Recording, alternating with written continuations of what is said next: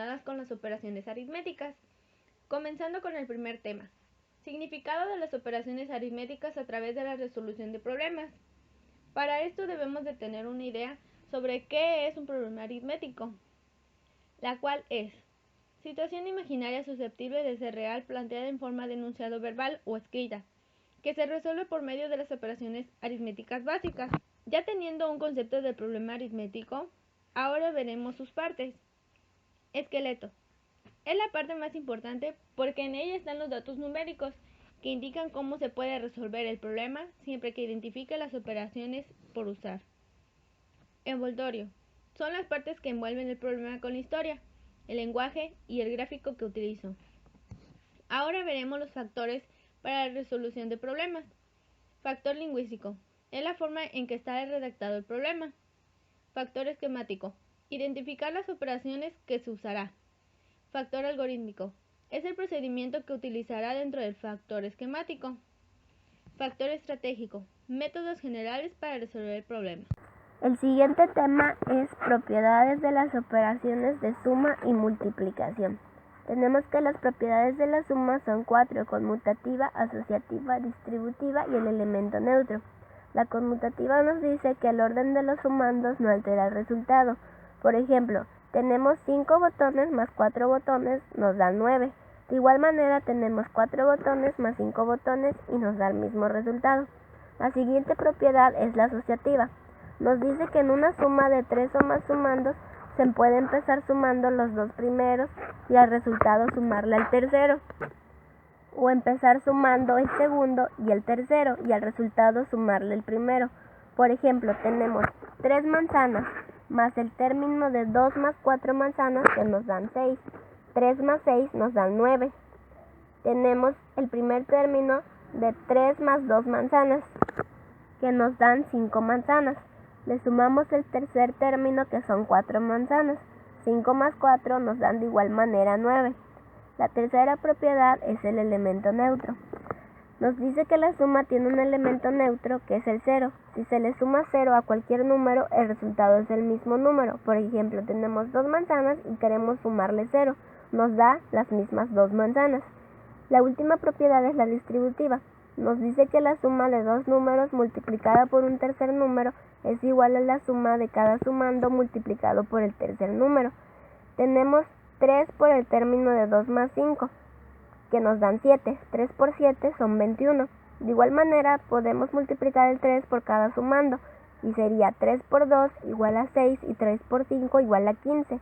6 más 15 son 21. Ahora tenemos las propiedades de la multiplicación. Empecemos por la conmutativa. Nos dice que el orden de los factores no altera el producto. Por ejemplo, tenemos 2 por 3 igual a 6, y de igual manera puede ser 3 por 2, que es igual a 6. Después tenemos la asociativa, que nos dice que el modo de agrupar los factores no varía el resultado de la multiplicación. Tenemos el primer término de 2 por 3, que da 6 por 4. 6 por 4, 24. Y de igual manera tenemos 2 por el resultado de 3 por 4, que es 12. 2 por 12, 24. La tercera propiedad es la distributiva. Nos dice que la multiplicación de un número por una suma es igual a la suma de las multiplicaciones de dicho número por cada uno de los sumandos. En el ejemplo tenemos a 4 por la suma de 6 más 3, que son 9. 4 por 9 es igual a 36. Y de igual manera podemos multiplicar 4 por cada uno de los sumandos. 4 por 6 es igual a 24 y 4 por 3 es igual a 12. Y el resultado de 24 más 12 de igual manera nos da 36. Y la última propiedad es el elemento neutro. El 1 es el elemento neutro de la multiplicación, porque todo número multiplicado por él da el mismo número. Por ejemplo, tenemos 5 por 1, que nos da 5. 7 por 1 nos dan 7. De igual manera, 8 por 1 nos darían 8. Las operaciones aritméticas como objeto de enseñanza en la escuela primaria. Procesos, estrategias y principales obstáculos para su aprendizaje. ¿Cuál es el objetivo principal? El objetivo principal consiste en que el alumno aprenda a identificar y diferenciar las operaciones básicas, suma, resta, multiplicación y división. Además, el maestro debe abordar correctamente los conceptos matemáticos, propósitos de aprendizaje, la articulación entre sus partes, los algoritmos para cada una de las operaciones, materiales que se emplean y conclusiones.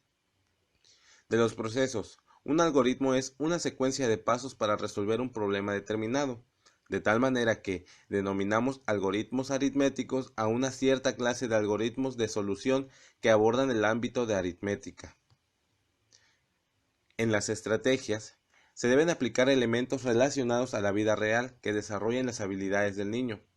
Podríamos conjugar estrategias tecnológicas con estrategias tradicionales, de modo que se desarrolle en los niños las habilidades que les permitan resolver situaciones problemáticas de la vida real. Obstáculos. En la escuela primaria se encuentran obstáculos de diferente índole.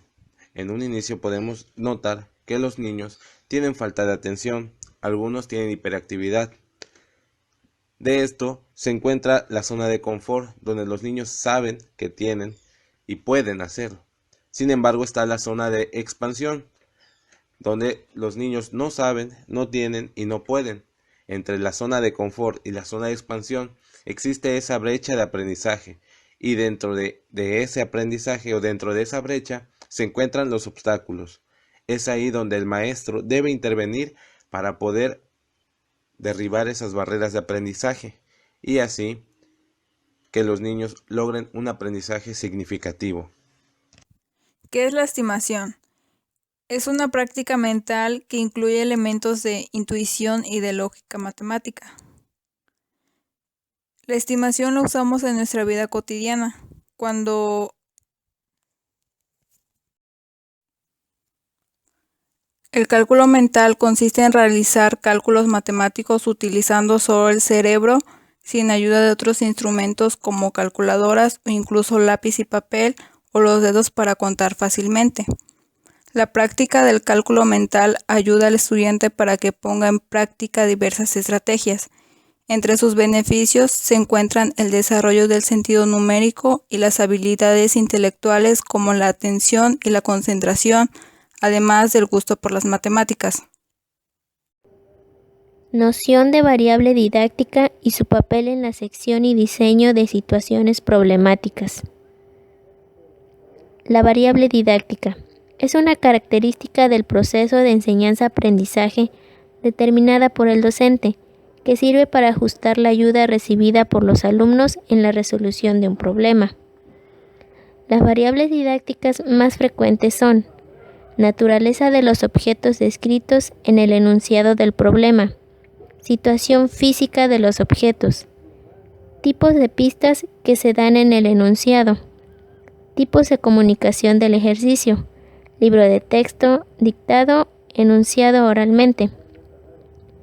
En matemáticas, el campo numérico que se emplea, tipos de grupos, tiempo dedicado al ejercicio. Situación didáctica. Una situación didáctica es cuando un individuo, generalmente el profesor, tiene la intención de enseñar al otro individuo, en este caso el alumno, un saber matemático dado explícitamente y debe darse un medio. Diseño de situaciones didácticas, fundamentada en los procesos de enseñanza y que toma como punto de partida el conocimiento matemático formal, para luego de ser enseñado por el profesor y aprendido por el alumno, aplicarlo en la solución de diferentes tipos de problemas. En el siguiente es un ejemplo de una situación para niños de primero o segundo grado de primaria, en donde ellos tienen que relacionar el número con el total de los dibujos de cada imagen. Muy bien, esto sería todo